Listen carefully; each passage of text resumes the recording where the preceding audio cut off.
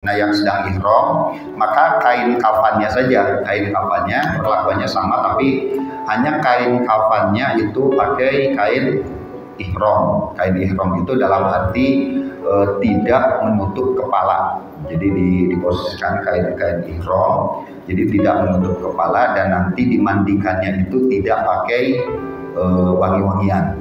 Itu kalau yang haji. Tapi sedang hajinya, bukan sedang di Mekah. Ini harus dibedakan.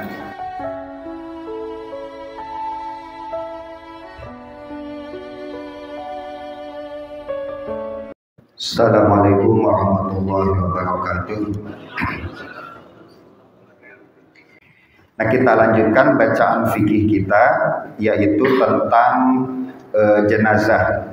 Nah, tentang jenazah, mungkin tentang jenazah ini kita bagi ke dalam 3 pertemuan, gitu ya. Yang pertama itu sampai kepada memandikan atau mengkafani, ya. Nanti kita lihat waktu. Kemudian setelah itu mensolatkan dan menguburkan. Itu ada menguburkan. Kemudian terakhir adalah mendoakan setelah jenazah dimakamkan. Dan setelah itu, atau mungkin kita mengenal tahlilan, ya, tahlilannya nanti insya Allah kita bahas. Baik, kita mulai. Bismillahirrahmanirrahim. Faslun, ini satu pasal. Wa yalzumu, dan wajib bil mayyiti, di jenazah atau mayit, arba'atu asya'a, 4 perkara. Ghusluhu, memandikan mayat, wa takfinuhu, dan mengkafaninya, wa sholatu alaihi, dan mensolatkannya, wa dafnuhu, dan menguburkannya. Nah, ini jadi nah ini pertama istilah mayit, ya. Jadi kalau manusia meninggal itu dalam bahasa Arab ya bisa disebut jenazah, tapi di Al-Quran disebut juga dengan mayyitun. Nah, itu mayyitun kalau manusia. Kalau bangkai atau hewan itu maitatun. Jadi mayyitun, kalau manusia itu mayyitun, kalau bangkai atau hewan itu maitatun. Nah, bedanya di situ. Jadi sama-sama meninggal tapi pengungkapannya lain. Jadi di dalam surah Az-Zumar kalau nggak salah ada innakum mayyitun. Ya, jadi kalian adalah nanti akan menjadi mayat. Jadi mayat itu ya memang bahasa Arab, gitu ya. Tapi di kita kadang-kadang mayat ini dirasakan seperti kasar, ya. Mayat, yang biasanya kan jenazah. Tapi memang itu bahasa Al-Quran, mayat. Nah, kewajiban kepada jenazah itu ada 4. Yang pertama memandikan, kemudian mengkafani, mensolatkan, dan menguburkan. Nah, kemudian wasnani, dan ada 2 jenazah, la yubsalani, yang tidak dimandikan, wala yusalla alaihima, dan tidak disolatkan. Jadi tidak dimandikan dan tidak disolatkan. Yang pertama adalah asyahidu fi ma'rakatil musyrikin. Pertama adalah orang yang mati syahid dalam peperangan melawan kaum musyrikin. Nah, jadi kalau yang meninggal dalam perang syahid, nah maka tidak perlu dimandikan dan tidak perlu disolatkan. Jadi langsung dimakamkan seperti itu. Jadi dalam kondisi berpakaian, gitu ya, pakaian perang, dan kemudian bersama luka-lukanya tidak perlu dibersihkan, langsung dimakamkan. Kemudian yang kedua wasabtu, dan yang keguguran, alladzi lam yastahilla, yang tidak bersuara shorihon, secara jelas. Jadi kalau ada yang keguguran, nah maka apakah itu harus dimandikan atau disolatkan? Itu dilihat ketika janin itu keluar, Kalau ada tanda-tanda kehidupan, tanda-tanda janin itu hidup, maka harus diperlakukan sebagaimana manusia dewasa. Gitu ya. Jadi tandanya biasanya ya bersuara atau bergerak, gitu, ada gerakan. Nah, tapi kalau meninggal di dalam perut, dalam kandungan, misalnya sudah 9 bulan, kemudian meninggal, nah keluar, nah maka itu tidak wajib dimandikan dan tidak juga disolatkan, seperti itu. Jadi kalau lahir dalam kondisi tidak hidup, tapi kalau lahir ada suara sebentar atau sedikit, ada gerakan sedikit, maka itu wajib dimandikan, disolatkan. Tapi kalau tidak ada ciri-ciri kehidupan, ya itu tidak perlu, seperti itu.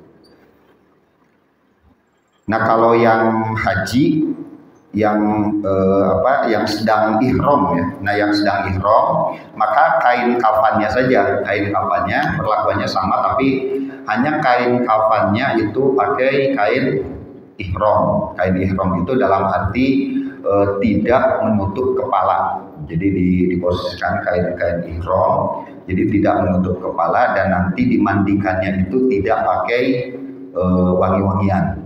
Itu kalau yang haji. Tapi sedang hajinya, bukan sedang di Mekah. Ini harus dibedakan. Jadi ada di kita ini, kalau orang naik haji itu kan jangka waktunya kan sekitar 40 hari ya, 40 hari. Kalau pelaksanaan hajinya kan hanya sebentar sebenarnya. Itu hanya sekitar 1 minggu ya, mungkin 1 minggu. Jadi tidak sampai 1 minggu, 5 hari atau 6 hari, ya 1 minggu lah. Itu pelaksanaannya. Jadi di kita ini karena lama di sana, dan lamanya itu bukan lama pelaksanaan hajinya, gitu ya, lama ya sebelum dan sesudah pelaksanaan ibadah. Nah, kalau meninggal sedang pakaian ihram, begitu, maka hukumnya nanti dimakamkan dengan pakaian ihram. Tapi kalau meninggalnya belum pelaksanaan haji, nah maka ya diurus jenazahnya sebagaimana pelaksanaan jenazah biasa. Nah, jadi nanti dibedakan, gitu ya. Karena haji di kita ini kan lama ya, hampir 40 hari. Itu penyebabnya adalah karena memang keterbatasan jadwal penerbangan. Jadi bandara Arab Saudi ini kan terbatas, sehingga kemudian jadwal datang dan kepulangan itu Indonesia ini dapatnya sekian gitu. Itu nggak bisa diperbanyak, makanya lama. Nah sekarang ini kan pemerintah mengusulkan supaya haji itu bisa lebih cepat, gitu kan, tidak sampai 40 hari, ya sampai 40 hari. Gitu ya. Ya tapi solusinya adalah menambah jadwal penerbangan. Katanya kalau enggak ya Arab Saudi harus membuka bandara baru. Nah, baru kemungkinan jemaah haji kita bisa lebih cepat. Tapi kalau tidak ya tetap selama 40 hari. Gitu. Karena dirasakan terlalu lama, gitu ya, terlalu lama, dan biaya juga kan tambah, gitu ya, tambah. Apalagi dengan wacana bahwa subsidi haji ini akan dicabut sedikit demi sedikit, gitu ya. Jadi biaya real haji itu kan sekitar kemarin itu sekitar 100 juta mungkin ya, mendekati 100 juta, kemudian disubsidi tinggal 50 juta. Nah ini akan dicabut sedikit-sedikit Pak. Jadi nanti mungkin dalam 5 atau 10 tahun ke depan itu biaya haji itu full, itu di cover oleh jemaah, gitu ya. Artinya jemaah itu nanti bayarnya sesuai dengan biaya yang dikeluarkan. Jadi selama ini disubsidi. Baik. Nah kemudian wa yugsalul mayyitu, dan mayat jenazah itu dimandikan witron, ganjil. Jadi dimandikan secara ganjil. Wa yakunu fi awwali ghuslihi, dan pada awal memandikannya, pada awal basuhannya itu adalah sidir ya. Sidir. Jadi dalam arti biasanya kalau di kita itu pakai wangi-wangian. Wa fi akhirih, dan pada akhir mandinya itu adalah syai'un min kafurin, yaitu sesuatu dari kafur. Biasanya kalau di kita itu pakai apa ya, kabur barus ya, kabur barus gitu kan. Nah ini supaya menghilangkan wangi. Atau itu apa tuh yang di botol itu? Ya? Oh iya, bunga mawar ya gitu. Nah itu yang kalau dulu itu pakai sidir, bahasanya pakai sidir, pakai kafur. Nah kemudian memandikan mayat itu sebenarnya Pak, pakai air saja cukup. Kalau yang wajibnya, jadi air diratakan ke seluruh badan itu cukup, itu yang wajibnya cukup. Nah tapi biasanya di kita ini kadang-kadang ada acara tambahannya, pakai sabun, nah kan gitu kan, pakai sabun, keluarganya ikut nyabunin satu-satu, ada yang begitu ya. Keluarganya satu-satu ikutnya, itu sebenarnya di luar yang wajib. Jadi yang fardu itu makanya kalau ada yang memandikan itu biasanya dia mau yang fardu aja dulu, yang fardu dilaksanakan. Nah sesudah yang fardu baru kemudian nanti kalau keluarganya mau memandikan dan sebagainya itu sudah sunnah aja, itu untuk membersihkan jenazah. Nah cuma hanya yang fardu itu meratakan air ke seluruh badan si mayatnya. Kemudian wayukaffanu, dan dikafankan, dibungkus kain kafan, fi salasati aswabi biyudin, pada 3 lapis, 3 pakaian atau 3 kafan yang putih, laisa fiha komisun wala imamatun, yang tidak ada komisun itu baju dan sorban ya, tidak ada sorban. Nah ini, jadi kalau yang sunnahnya kain kafan itu kalau laki-laki kan 3 lembar, nah kalau perempuan adalah 5, tapi 5-nya itu dengan pakaian, dengan baju. Jadi baju, nah kemudian nanti dipakaikan kerudung kalau perempuan kan gitu. Jadi di baju pakai kerudung atau di selendangkan, nah itu jadi 5 lembar. Jadi bukan kainnya yang 5 lembar, tapi kainnya tetap 3. Nah, kemudian ada baju, kemudian ada kerudung ya, ada imamah. Nah ini memandikan dan mengkafani. Kita lihat dari buku yang lain ya untuk melengkapi. Baik, yang pertama adalah tentang kondisi yang pertama ini dari sakaratul maut dulu. Nah, ini ya. Jadi sakaratul maut ketika ada yang sakit, nah, dan kira-kira ini sudah mendekati sakaratul maut. Nah, biasanya kalau yang mendekati sakaratul maut itu antara lain di tenggorokannya sih sudah kayak ada kayak dahak ya. Itu kalau dalam bahasa hadis itu namanya adalah yugorgir gitu ya, yugorgir. Jadi nah itu napasnya udah di situ. Kalau bahasa di kitanya itu seperti dahak. Jadi seperti ada dahak, tapi dia sebenarnya nggak sakit yang berdahak gitu. Nah itu sudah dekat. Nah disitulah ketika napas sudah diuhorkir itu, nah itu pintu tobat ditutup di situ ya. Jadi innallaha yaqbalu taubata 'abdin ma lam yughorkir. Jadi Allah masih menerima tobat hambanya selagi napas belum di tenggorokan. Nah ini Nah ketika ada orang yang diyakini sudah mendekati sakaratul maut, nah maka yang pertama adalah ini kalau memungkinkan, nah diposisikan ilti'amuhu ala jambihil aiman ilal kiblah. Itu diposisikan seperti sholat dalam keadaan berbaring.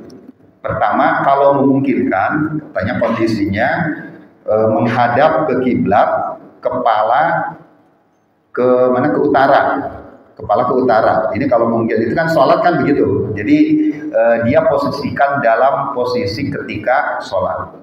Kalau itu tidak mungkin, nah maka posisikan itu kan tadi kalau ininya ke utara ya. kepalanya ke utara, berarti miring ke kanan. Kalau tidak memungkinkan, maka kepalanya ke timur, pakai bantal, gitu ya. Jadi menghadap kiblat. Jadi seperti posisi sholat berbaring. Nah, itu diposisikan seperti itu kalau sakaratul maut. Nah ini bagusnya seperti itu. Kalau di sini para ulama menjelaskan li'annahu aisaru li khuruji ruhihi, itu lebih memudahkan supaya ruh itu keluar. Jadi ruh itu lebih mudah keluar dalam posisi seperti itu.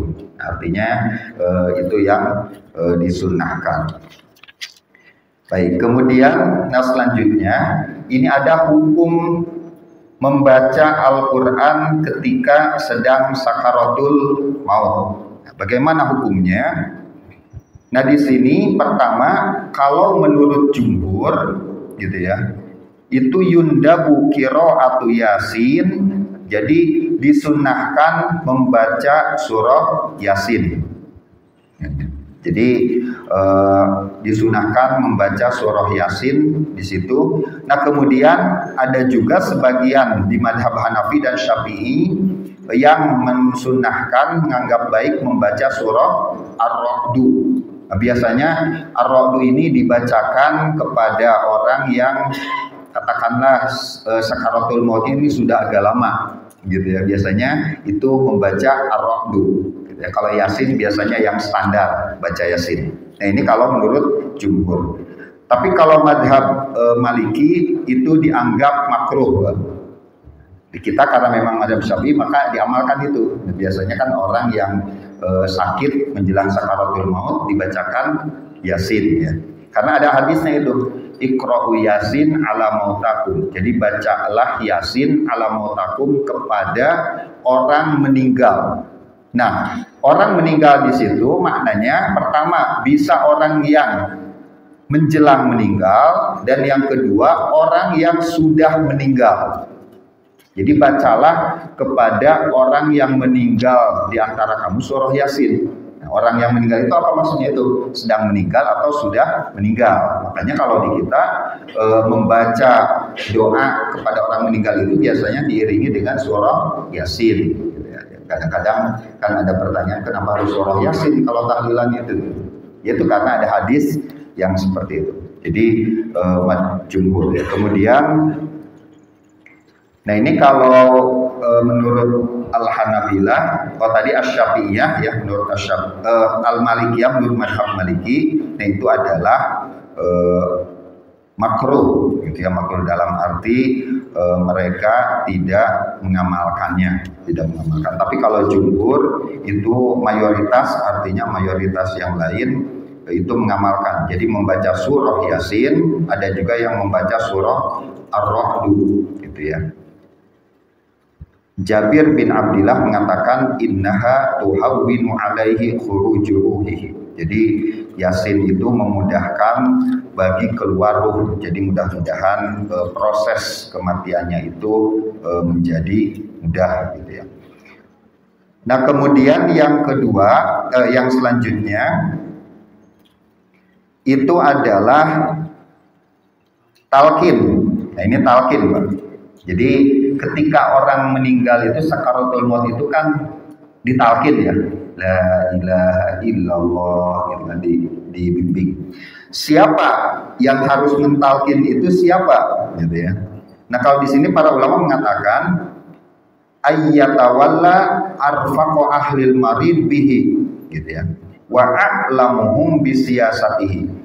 Itu yang lebih utama mentalkin adalah orang yang lebih dekat kepada orang yang akan meninggal itu. Tuh, jadi kalau talqin itu lebih bagus sebenarnya bukan ustadznya gitu, tapi orang yang meninggal nih siapa nih orang terdekatnya. Kalau misalnya dia ya istrinya misalnya, atau kalau nggak istrinya anaknya, nah itu yang lebih utama gitu ya ketika mentalqin itu, yaitu orang yang arfaqu ahlil marid, jadi yang lebih dekat secara kejiwaan kepada orang yang akan meninggal tersebut. Nah kemudian ketika sudah meninggal, maka yang pertama dilakukan adalah menutup mata ya. Jadi biasanya karena mata itu biasanya terbuka gitu ya, dan bagian yang hitam mata kalau dalam hadis ketika meninggal itu akan ke atas gitu ya, karena dia mengikuti keluarnya ruh. Wallahu alam ya, apa ujung ruh itu di atas gitu. Tapi hadis mengatakan gitu. Jadi ketika orang meninggal, maka bagian hitam mata itu akan ikut ke atas, mengikuti keluarnya ruh. Kemudian biasanya banyak yang matanya terbuka, maka kemudian ditutup, kita tutup matanya, kemudian diposisikan tangannya seperti sedang sholat, posisikan, karena kalau sudah lama biasanya agak keras gitu ya. Kemudian kaki, kalau misalnya kakinya nggak rapat ya diikat, misalnya diikat ya. Jadi diposisikanlah supaya dalam posisi sholat. Nah kemudian ini pengumuman tentang orang meninggal. Nah, kita kan kalau ada yang meninggal diumumkan ya, di masjid, umumnya kan di masjid di pengumuman. Nah ini pendapat jumhur itu boleh. La ba'sa bi'alamin nas bimauti insanin lissolati wa ghairiha. Jadi boleh mengumumkan kepada orang-orang kematian seseorang untuk melaksanakan sholat dan yang lainnya. Itu boleh menurut jumhur. Tapi kalau dalam madhab Hambali, nah itu nggak boleh.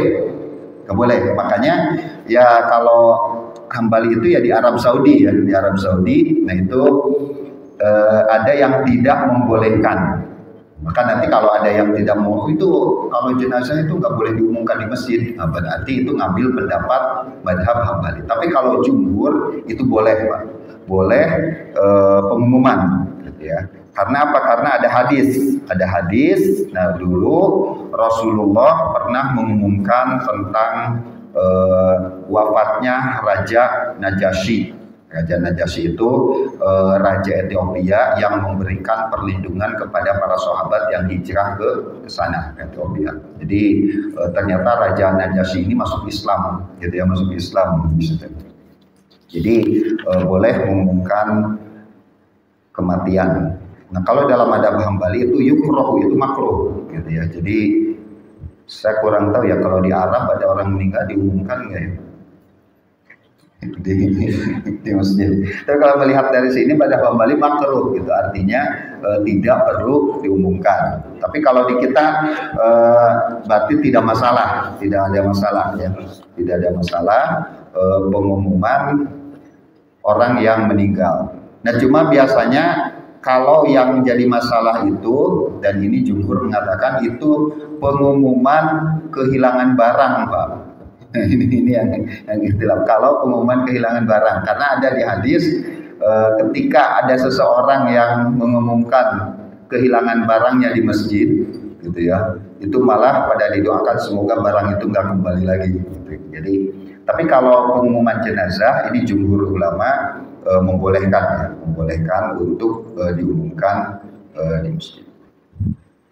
Nah kemudian selanjutnya, siapa yang berhak atau boleh memandikan jenazah, gitu ya. Tentu yang memandikan itu harus kalau laki-laki dimandikan oleh laki-laki dan perempuan dimandikan oleh perempuan. Gitu ya. Nah lalu bagaimana kalau suami istri memandikan, misalnya ada suaminya meninggal, istrinya ikut memandikan, atau sebaliknya istrinya meninggal maka suaminya ikut memandikan. Nah ini ikhtilaf. Ikhtilafnya pertama ada yang mengatakan boleh karena itu pernah dipesankan oleh Ali dan Fatimah. Jadi Ali dan Fatimah ini saling berpesan, siapa yang duluan meninggal maka saling memandikan gitu. Tapi ada yang berpendapat itu tidak boleh. Karena apa? Karena kematian itu adalah pemutus pernikahan. Gitu. Jadi buktinya apa? Kalau orang meninggal ditinggal wafat suaminya, itu pernikahannya putus. Ada iddah lalu boleh nikah lagi. Maka kata ulama tersebut, Kalau orang itu meninggal berarti sudah putus hubungan nikahnya. Artinya kalau sudah putus berarti itu haram dilihat gitu karena sudah putus ikatan pernikahannya. Jadi mungkin kalau memandikan lebih amannya memang walaupun istri kita gitu ya, anak kita ya kita walaupun yang perempuan ya mungkin lebih bagus sama perempuan aja lah gitu ya. Jadi kita yang laki-laki tidak perlu seperti itu. Tapi walaupun ada yang membolehkan seperti itu. Jadi tentang memandikan jenazah ya. Nah ini beberapa hukum terkait dengan memandikan jenazah. Nah kemudian mengkafani. Nah ini mengkafani tadi. Jadi kalau laki-laki itu adalah dengan disunah. Ini sunnah. Jadi tiga lembar, 3 helai kain kafan itu adalah sunnah, gitu ya. Tentu kalau yang wajibnya itu cukup dengan tertutup, gitu ya, tertutup walaupun 1 lembar itu yang wajibnya. Tapi kalau yang sunnahnya adalah 3, kemudian kalau perempuan itu adalah 5. Dengan warna yang putih dan sama ukurannya. Jadi kita kan udah biasa itu ya, warna putih sama ukurannya. Tapi lagi-lagi itu sunnah. Dulu sempat ada wacana kalau jenazah itu kain kafannya batik gimana katanya. Jadi ya sebenarnya sih kalau beragama ini supaya tidak bikin rame yang biasa aja gitu ya gitu. Jadi yang putih itu yang lebih bagus itu yang putih walaupun kalau dalam fikih ya itu tidak wajib seperti itu. Jadi pakaiannya kain kafannya itu adalah 3 lembar dengan ukuran yang sama berwarna putih untuk laki-laki. Untuk perempuan nanti ditambah dengan baju kemudian ditambah pula dengan kerudung atau imamah atau selendang gitu ya, sorban seperti itu.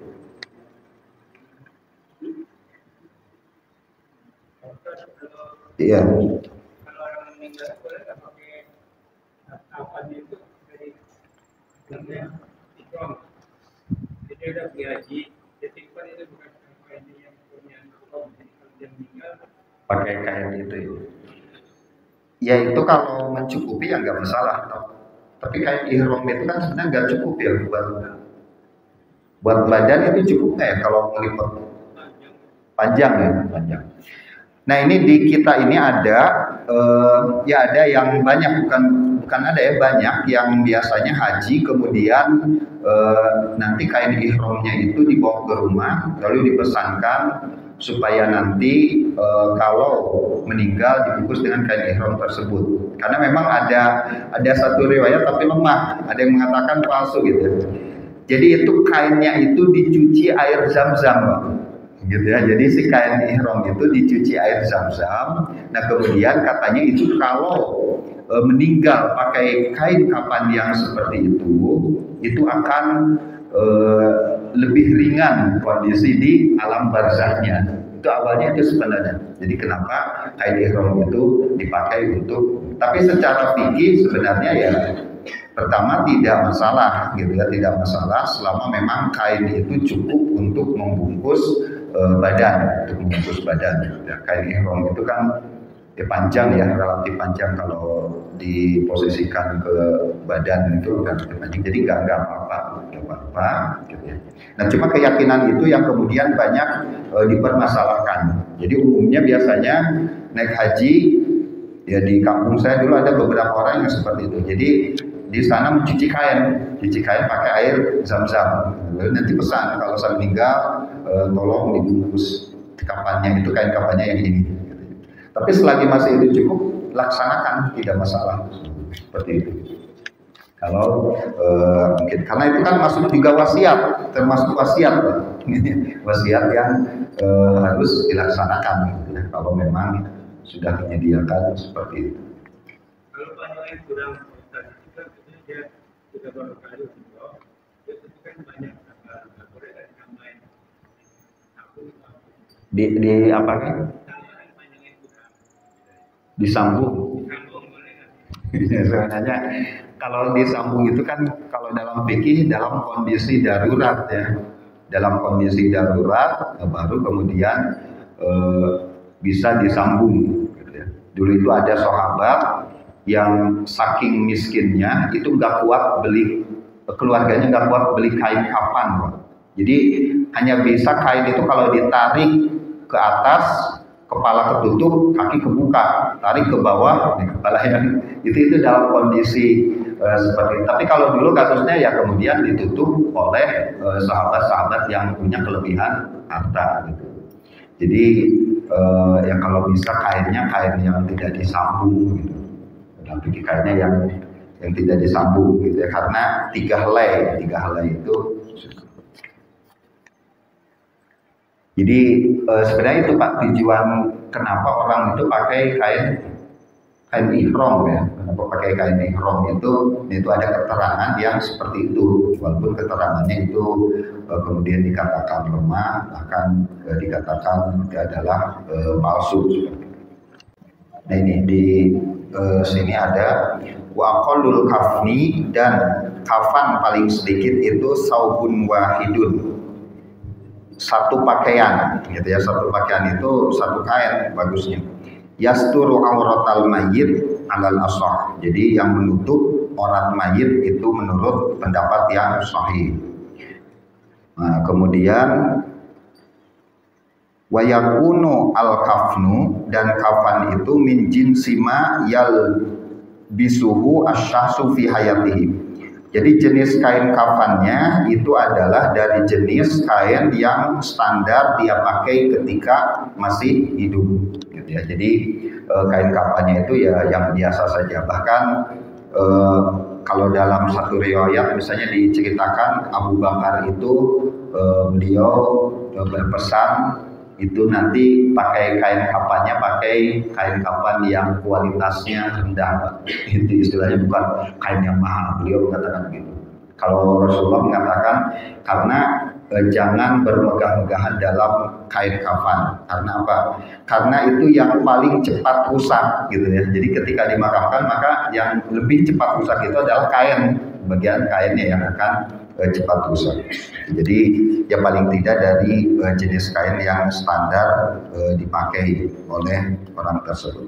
Tapi kalau sekarang kan lebih praktis ya, lebih praktis di mana-mana biasanya kain kafan ini sudah diorganisir ya, sudah diatur, sudah diatur. Jadi orang meninggal itu biasanya sudah tersedia. Kalau di kita kan ada pena mas, kalau di kampung-kampung saya lihat dulu di kampung itu ya sudah ada patungan, jadi sudah tersedia kain kafan, ada berapa misalnya gitu kan. Ketika orang meninggal sudah tersedia, jadi tidak perlu repot-repot lagi. Ya. Kalau dimandikan itu 2 kali atau sekali itu? Dimandikan itu yang wajibnya itu yang penting air mengalir ke seluruh badan, itu cukup, artinya sekali aja cukup kalau yang wajibnya itu, kalau airnya sudah rata. Dan sunnah, lagi-lagi sunnahnya itu adalah yang sebelah kanan dulu gitu, yang sebelah kanan dulu. Nah kemudian airnya diratakan, airnya rata jadi semua kulit kena air, ya itu udah cukup gitu kan.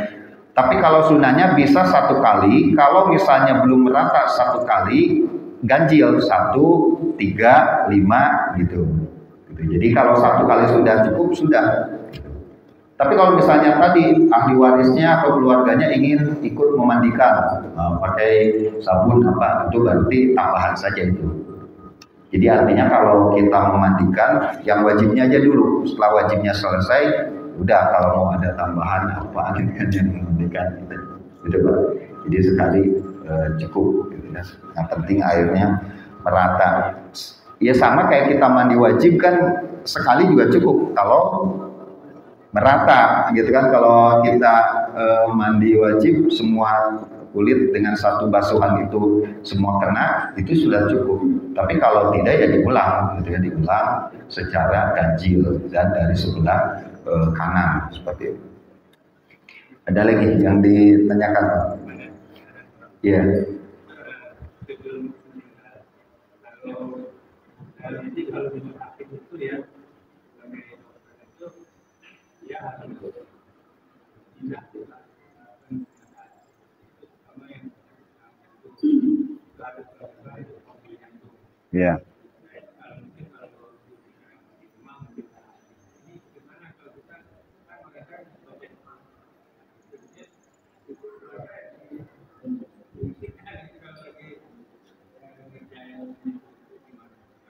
Kak, gimana saya belum paham.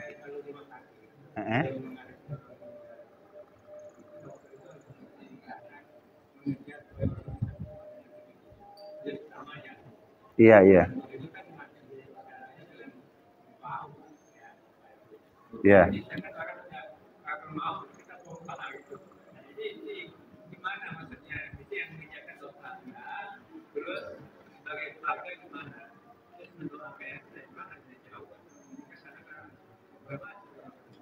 Iya. Ini yang apa? Memang antara medis, kalau medis kan SOP-nya ya kalau ditanya dosa dan tidaknya itu kan memang ikhtiarnya kan di situ ya, SOP kedokteran. Kalau dinyatakan ini sepertinya sudah mati tapi masih ragu, gitu kan gitu mungkin ya. Kemudian ada ya saya kira karena itu ikhtiar itu tidak masalah, tidak ada masalah. Nah kemudian bagaimana kita mendoakannya? Nah tentu kalau saya kira kalau kita ikut prosedur kedokteran, ya kita nggak boleh dekat, ya artinya bisa mendoakan dari jauh. Tapi banyak juga yang bersikap, sudah aja lah, nggak usah diupaya-upaya gitu, udah mau meninggal, biasanya ada gitu. Jadi saya kira kedokteran itu kan sudah SOP dan itu sudah ikhtiar, termasuk ikhtiar yang kita lakukan, gitu ya. Artinya kita ya cukup mendoakan dari jauh, gitu, seperti itu. Saya kemarin baru ada ibu dari seorang dosen di fakultas itu yang meninggal, yaitu jadi beliau itu sakit. Nah kemudian malamnya itu sudah pakai selang segala macam, tapi dari pagi nggak boleh makan minum, namanya udah ini ya. Tapi kemudian suaminya, udah kalau gitu saya ambil aja katanya, karena di ruang ICU itu kan nggak boleh masuk ya Pak, nggak boleh masuk. Sebenarnya kalau ikut prosedur itu kan nggak masalah, karena itu adalah ikhtiar. Tapi kalaupun ada pilihan lain, nah si bapak ini, si ibu tadi yang saya ceritakan itu, suaminya memilih untuk daripada di ICU sendirian, gitu kan, dan sepertinya harapannya sudah tipis, udah mau saya bawa aja, gitu kan, sampai ya debat dengan dengan dokter, dengan perawatnya, akhirnya tanda tangan menanggung segala risiko, udah dibawa ke rumah. Kalau di rumah itu kan bisa baca Quran, bisa ditalkin segala macam, meninggal, akhirnya memang meninggal, gitu kan, menjelang subuhnya meninggal. Nah tapi mungkin ada kepuasan di keluarga karena di situ sempat dibacakan Yasin di dekatnya dan sebagainya. Jadi itu pilihan aja. Kalau saya sih melihat itu adalah pilihan bagaimana keyakinan kita, gitu ya. Kalau keyakinan kita bahwa ya udah kita mempercayakan itu SOP kedokteran seperti itu, mudah-mudahan memang bisa kebantu, saya kira tidak bersalah. Gitu. Dengan ya udah kita ini kan aja, peluang udah tipis sepertinya, kita lebih puas kita bawa dengan resiko memang besar kematian, tapi puas gitu kan, bisa baca Yasin, bisa mentalkin dan sebagainya. Itu saya kira kembali kepada keyakinan kita, karena kalau dalam fikih ya sama kayak misalnya ada orang yang harus diganti katup jantungnya pakai babi. Nah itu, jadi ada kasus kan, ada orang mesti diganti katup jantungnya. Itu kan kalau yang cocok itu kan babi ya, hewan, tapi kan najis. Nah pilihannya kalau tidak diganti resikonya meninggal, gitu kan, atau diganti dengan resiko ada benda najis di badan kita. Nah, kita pilih mana? Itu kalau dalam fikih dua-duanya ada dalilnya, gitu loh kalau fikih, Pak. Gitu kan. Jadi menggunakan katup jantung dari babi pun ya itu karena darurat, memang tidak ada lagi, itu kan tidak masalah. Tapi kalau kita ingin sepertinya nggak enak, gitu kan, dijual dan kita ada sesuatu yang diharamkan, ya udah kita tidak melakukan itu ya dengan resiko kematian. Saya kira dua-duanya itu adalah nilai baik dan itulah fikih gitu. Jadi fikih jadi kalau fikih itu ya ujung-ujungnya sebenarnya kita nanti kira-kira di hadapan Allah enakan yang mana begitu aja kira-kira itu. Nanti kan dipertanggungjawabkan juga dua-duanya gitu kan. Jadi pada akhirnya kita pilih mana yang menurut kita itu dianggap lebih baik dan nanti bisa dipertanggungjawabkan gitu, pada Allah Subhanahu wa Ta'ala. Seperti itu tentang pilihan-pilihan. Saya kira yaitu ya kedokteran itu hanya kan ada fikih kedokteran itu adalah SOP yang sudah diatur sedemikian rupa sehingga kalaupun kita mengikuti itu ya tidak masalah. Sama seperti kemarin kan ketika COVID banyak pasien yang harusnya dibawa ke rumah sakit karena di rumah sakit itu kan diisolasi kan. Akhirnya di rumah aja dengan di rumah saja dengan resiko ya resikonya lebih besar peluang kematiannya karena memang penanganannya ini tapi mungkin lebih puas gitu kan kalau di rumah karena ya kita ini kan ada bimbingan zikirnya, bacaan Qur'annya dan sebagainya seperti itu. Baik, masih ada yang ditanyakan? Iya. Mengenai ada yang dapat sebelum mayat diajarkan, ada yang juga tidak diajarkan. Ya, diadzankan mayat itu sebelum ya sebenarnya nanti ya pembahasannya, tapi kita sekilas. Jadi suka ada yang adzan ya di makam itu. Kalau kita baca di kitab-kitabnya para ulama, nah ini yang mengadzankan itu pertama ada dua alasan. Ya ada beberapa alasan. Yang pertama ada yang berdalil bahwa bahwa seseorang itu kan ketika lahir ke dunia itu kan diadzankan, maka ketika dia pergi dari dunia pun diadzankan lagi. Itu ada yang pertama ininya kias, itu berdasarkan analogi. Jadi manusia datang ke dunia diadzankan, lalu kemudian pas keluar dari dunia juga diadzankan. Itu yang pertama. Kemudian yang kedua ada hadis yang mengatakan bahwa siapa yang jenazahnya itu masuk ke dalam liang lahat berbarengan dengan suara adzan, gitu kan, maka dia akan diringankan di dalam kuburnya. Gitu. Jadi jenazah yang masuk ke dalam liang lahat berbarengan dengan suara adzan, maka itu akan diringankan. Nah pertanyaannya, itu apa pas adzan atau adzannya kita buat gitu? Artinya pas sholat duhur misalnya jam 12 dimasukkan, itu ulama ikhtilaf juga di situ. Ya, dia mengatakan itu pas dimakamkan adzan gitu, pas waktu duhur atau waktu asar. Tapi ada yang berpendapat kalau begitu berarti nah di situ itu bagus kalau diadzankan gitu. Jadi sehingga kemudian mayat itu ketika sudah di liang lahat itu pakai adzan. Itu perdebatan para ulama fikih gitu ya di situ. Jadi ada hadisnya Pak, gitu, ada hadisnya tidak sembarangan, gitu ya, tidak sembarangan. Jadi kalau fikih itu memang ada hadis. Jadi mau diadzankan atau tidak. Tapi memang di sini jadinya ikhtilaf kalau adzan itu. Nah kecuali yang kalau yang disepakati itu adalah yang sesudah penguburan. Nah kemudian ada talqin. Talqin itu sebenarnya ngasih tahu ke yang di dalam kubur itu, kalau datang malaikat pertanyaannya begini, jawablah ini gitu. Di sini di Taman Kedaung itu kan ada ya yang ustadz itu yang suka yang kalau selesai, nah itu. Tapi bahasa Arab, sayangnya bahasa Arab, jadi banyak yang nggak paham. Itu isinya sebenarnya begitu panjang itu. Wahai jenazah, mayat, kalau datang malaikat bertanya siapa Tuhanmu, jawablah Allah. Kalau dia bertanya siapa nabimu, jawablah Muhammad. Begitu, tapi dia pakai bahasa Arab, gitu. Makanya panjang. Ini kan panjang, ya. Isinya itu, Pak.